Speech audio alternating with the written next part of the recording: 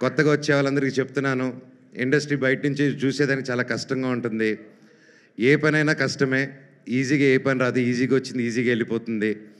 కానీ ఇండస్ట్రీలో వచ్చినప్పుడు ఎవరు తెలియనప్పుడు ఫస్ట్ ఇబ్బందిగానే ఉంటుంది.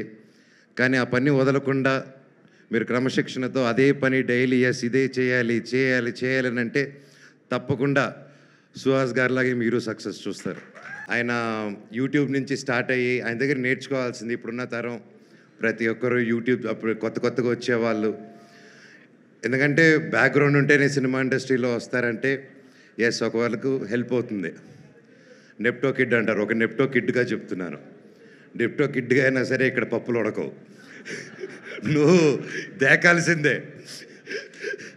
సో, ఒక సినిమా సక్సెస్ అనేది ఎంత పెద్ద స్టార్ చేశారా, స్టార్స్ అందరూ కలిసి చేశారా, సింగిల్‌గా చేశారా, ఎంత డబ్బు ఖర్చు పెట్టారు, తక్కువలో చేశారని కాదు. సినిమా సినిమానే.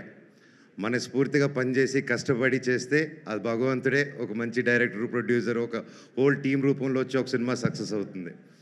అలాగే ఈరోజు ఒక యూట్యూబ్ ఛానల్స్ నుంచి స్టార్ట్ అయ్యి ఒక యూట్యూబ్‌లో యాక్టర్‌గా స్టార్ట్ అయ్యి అంచులంచులుగా ఎదిగి ఈరోజు ఒక మంచి హీరో స్థానం సంపాదించుకున్నానంటే it's not an ordinary joke.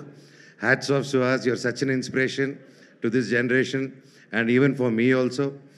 And అలాగే మనం తమిళ్లో విజయ్ సేతుపతి గారిని చూసి ఆయన ఎన్ని క్యారెక్టర్స్ అయినా చేయగలుగుతారు.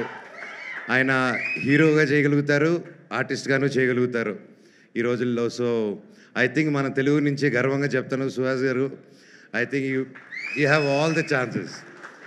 అండ్ మీరు హీరోయిన్ కాదు, ఈరోజు కూడా ఆయనకు మంచి క్యారెక్టర్ వస్తే ఎస్ రెడీ అని వెళ్తాడు. ఆయనకు ఆ ఇన్సెక్యూరిటీస్ లేరు.